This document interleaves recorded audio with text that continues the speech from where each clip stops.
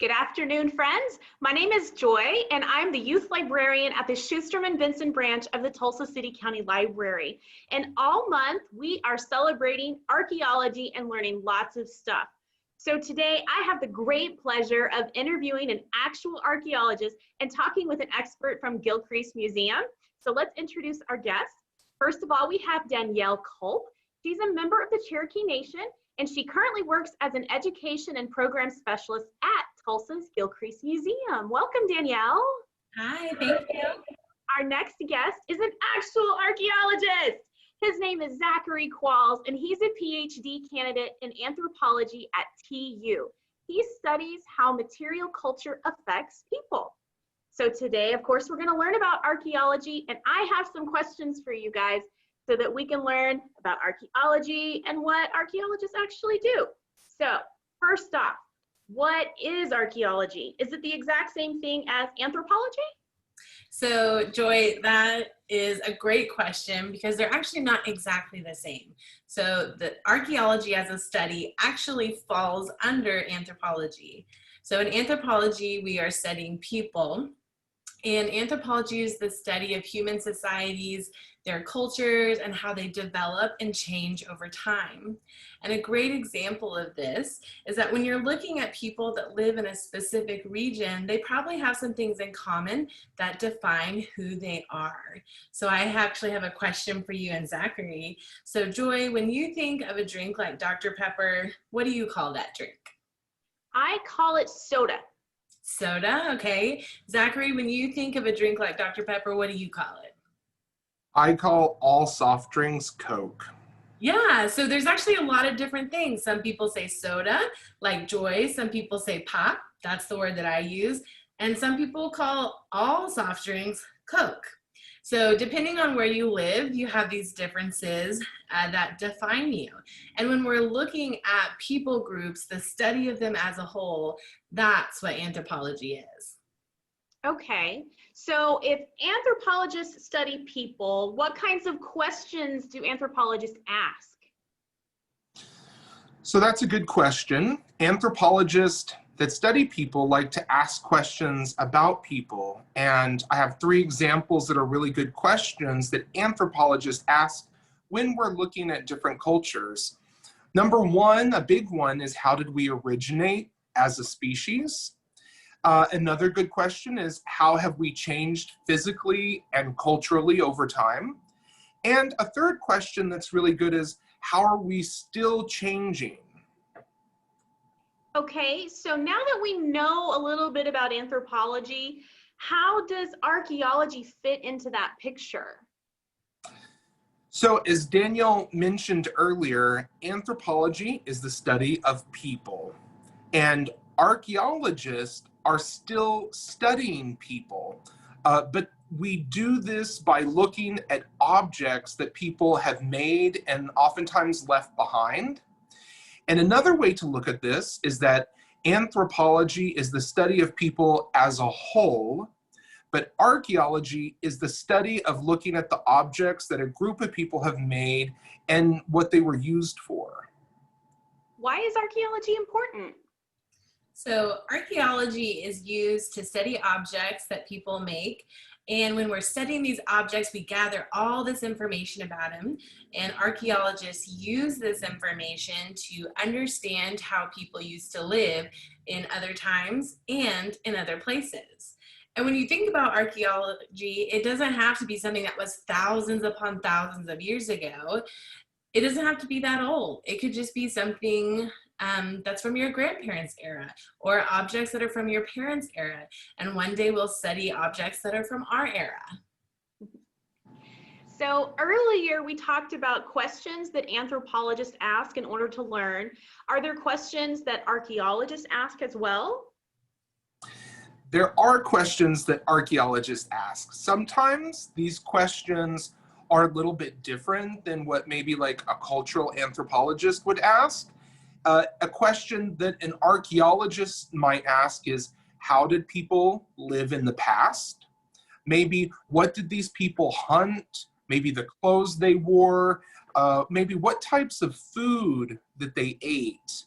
And also, I think it's important that archaeologists look at materials from the past that not only help inform us about how people in the past lived, but it can also be an important way to examine how the past connects to the present. Okay. So is archaeology just one big group, or are there different types of archaeology? There are different types of archaeology. So one of the earliest forms of archaeology, or a type of archaeology that we call prehistoric archaeology, is whenever archaeologists look at what we call deep time. This is something that is in the very far or distant past. Maybe stone tools are looked at during this time. This is an example of what we call a banner stone. Okay, so what would a banner stone have been used for? So a banner stone is a form of a stone tool that archaeologists assume or guess or hypothesize that was used as a counterweight on a wooden weapon called an atlatl. So another type of archaeology is what we call classical archaeology. Classical archaeologists, they specialize in looking at the ancient lives of the Greeks and the Romans. We can see the picture here. Now this looks like, this structure looks like a building that people would have gone in and out of. What is it that we're looking at here exactly? So this is a structure, it's a building. A lot of Greek and Roman buildings are still standing today. They might look very weathered, or they might be broken down, but archaeologists look at these structures and they can reconstruct maybe the past and look at how the people used them when they were alive. This particular structure is what archaeologists like to refer to as a basilica. Okay, and do we know about how old this basilica might be? We do. This particular structure is from the 7th century. So this is approximately 1,400 years ago. 1,400 years old? That's crazy. 1,400 years. But we're even going to go further back in time now, because we have a very specialized group of archaeologists that study ancient Egypt. A lot of times people think of ancient Egypt and they immediately are reminded of the pyramids in Egypt and the pharaohs. Yes, I definitely recognize this as a pyramid. What pyramid is this? Do we know? We do know. This is a really special pyramid, actually. This is what is referred to as a step pyramid. This is one of the earliest examples of a pyramid structure in ancient Egypt. It belonged to King Zoshar, and this step pyramid is called a step pyramid because it's multiple layers built on top of each other, but you can see that it kind of goes up the side of the building just like a staircase or steps. So another form of archaeology that's very specialized and is very special as well is what's known as underwater archaeology. This is an image here of my dear friend and colleague, Gabrielle Miller. She is on a dive in the Caribbean Ocean off the island of St. Croix. Underwater archaeology. I have never heard of such a thing. This looks so exciting. So tell me about underwater archaeologists. What is going on here? So a lot of times, people dig on land, but also there are the remains of human culture that ends up in the ocean. And these underwater archaeologists, they have to go through specialized schools to become certified divers, and they learn how to scuba dive so that they go into the ocean and they study the remains of human culture that have ended up in the ocean. Oftentimes people live by the sea, or they live on the sea and are part of their world is with the ocean. And so there are remnants of human culture that end up in the ocean, and that's what these archaeologists look at. Okay. So some archaeologists, or most people, think of archaeology as digging as opposed to the underwater archaeology. And when we dig or excavate, usually these objects come from the ground. Okay, so when I think of archaeologists and digging, I immediately think of the old movie classics, Indiana Jones. When we see those movies, is that an accurate representation of what archaeologists actually do? So movies like Indiana Jones are very popular in popular culture. I think a lot of people think of archaeology as something that Indiana Jones does, but really it's not a good representation, or it's a misleading representation of what archaeologists do. You know, this is a photo of a dear friend and colleague, Dr. Veronica Imraz. These photos are courtesy of the Iowa State Office of Archaeology, where she currently works. And you can see here she has her shovels and her tools, and she's outside in the field. But what these archaeologists do is very methodical. It's very labor intensive. It takes a lot of time and a lot of thought. And the reasons and the purposes that this type of work is done is always in reference to questions we're asking about ourselves and about the world around us. So another form of archaeology that we're going to talk about is what's known as historic archaeology. I myself consider myself a historic archaeologist. And historic archaeologists, we look at the recent past and how the recent past can be reconstructed in different spaces, and also what the recent past and the stories from that tell us about the present. So I don't know a lot about archaeology, but I do know this is a map. So can you tell us how historic archaeologists might use a map? That's a really good question. So this is a type of object that maybe wasn't dug up from the ground, but is a really important object that helps historic archaeologists reconstruct the past. Sometimes we use historic maps, sometimes we'll use old text, we use oral histories, we work with community members in order to reconstruct the past. Sometimes it's to answer questions about the present, and sometimes it's to help even reframe or to redirect the way history and the past has been viewed. And so these are important things to help get more clear insight and more truthful insight into the past. Okay, fantastic. Danielle, we talked earlier about stone tools, and we had even looked at that picture of the banner stone. Can you tell us more about those? Yeah, so stone tools were made before people started using metal to make tools. So you're gonna see stone tools that are knives, blades, like a garden hoe that you would use to plant crops. We also see scrapers that are used to tan deer hides made out of stone. And we see the banner stone that we looked at earlier that was used on that weapon. And so today we are actually gonna take a look at some stone tools that are in the Anthropology collection at the Gilcrease Museum. Yay, excellent. Okay, so what are we gonna look at? So today we're going to take a moment to look at some banner stones and some bird stones. And these are really interesting objects because we're not 100% sure of why they were used, but archaeologists have studied them and they've made guesses about maybe their use. So let's just look at the stones first. So this is a banner stone, or an example of a banner stone.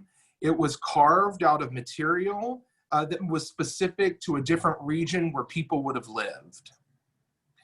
So the next stone, or banner stone, is referred to as a butterfly banner stone. This one is carved out of quartz, so a different material, and it looks quite different than the other. Sometimes it's referred to as a butterfly shape because it looks like a butterfly. This stone is called a banded bird stone. And this is a type of banner stone that's called a bird stone because it looks like a bird. Are these, banner stone, bird stone, butterfly, are these names the original names for the stone tools? So that's a really good question, Joy. These are just terms that archaeologists use, and these are not the original names given to these tools by the people that made them.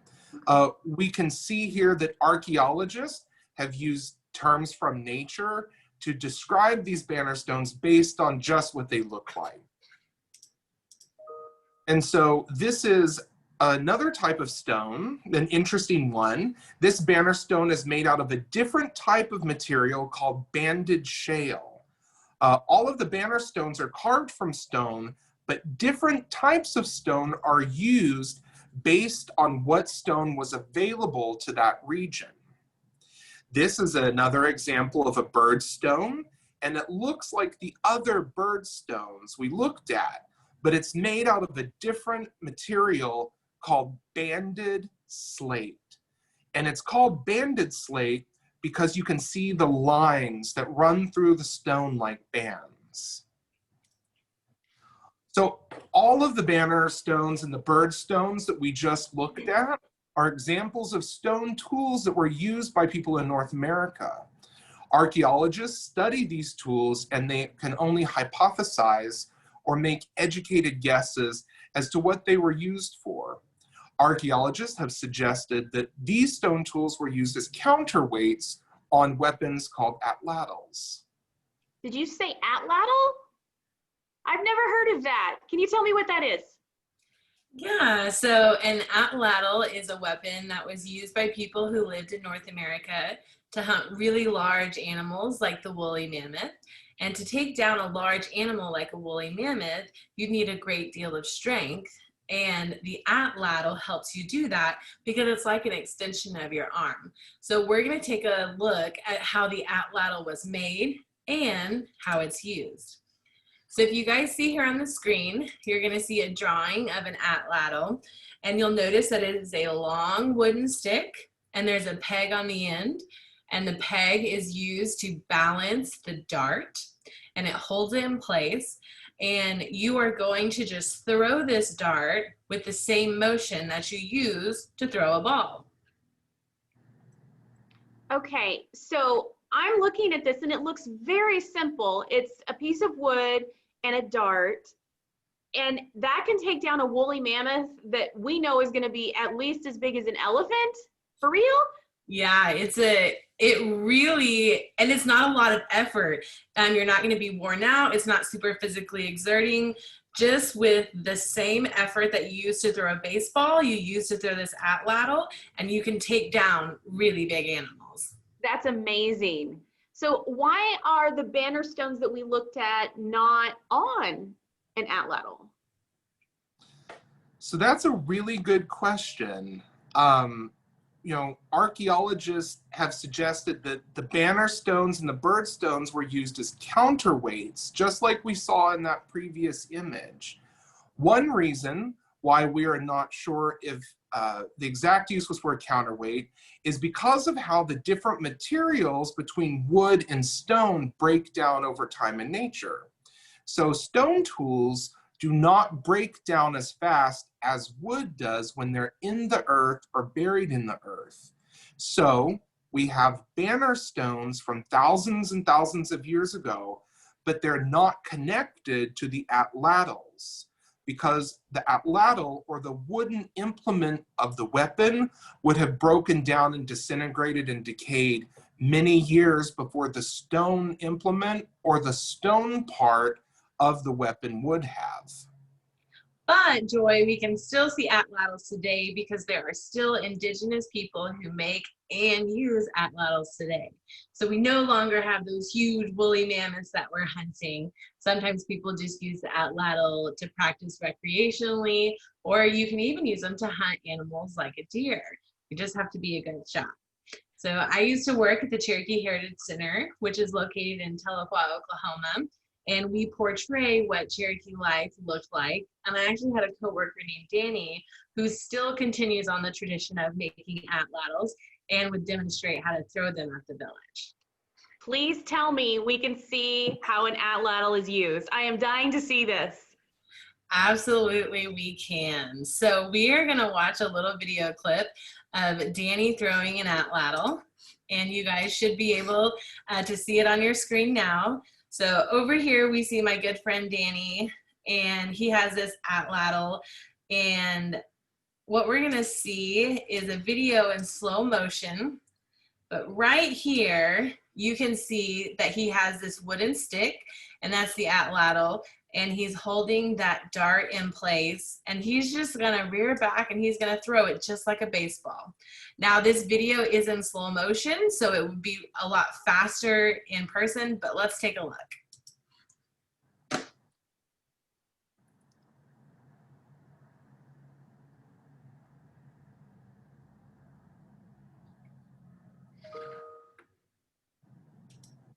Wow, that is so cool. He tossed that, or he threw that like it was nothing. I am amazed that that small, simple invention could take down a woolly mammoth with such little human effort.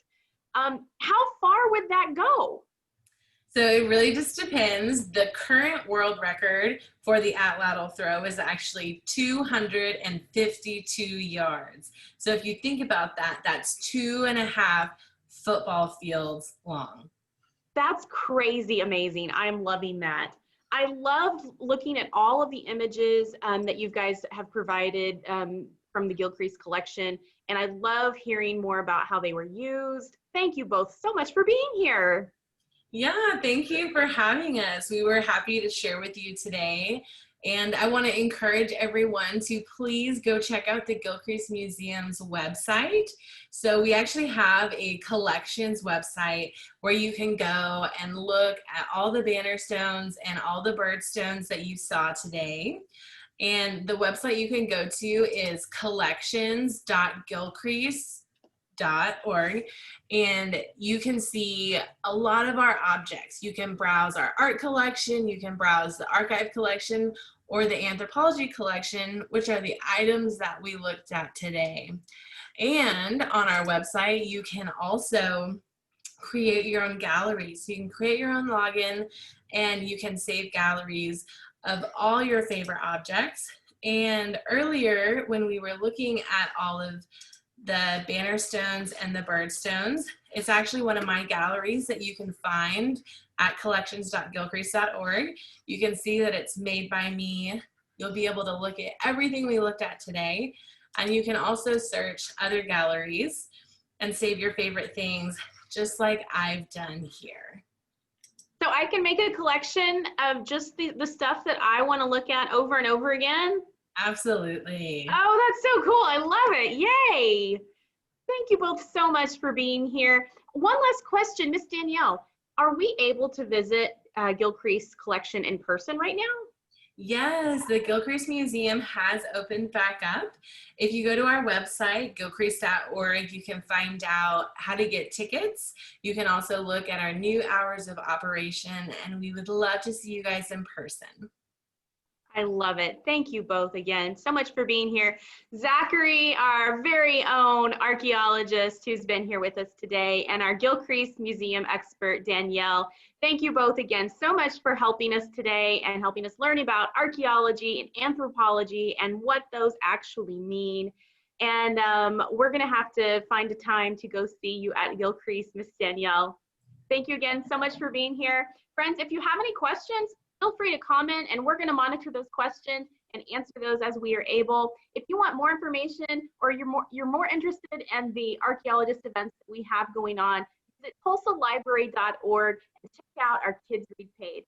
In the meantime, I hope you've enjoyed our show today. Have a great afternoon.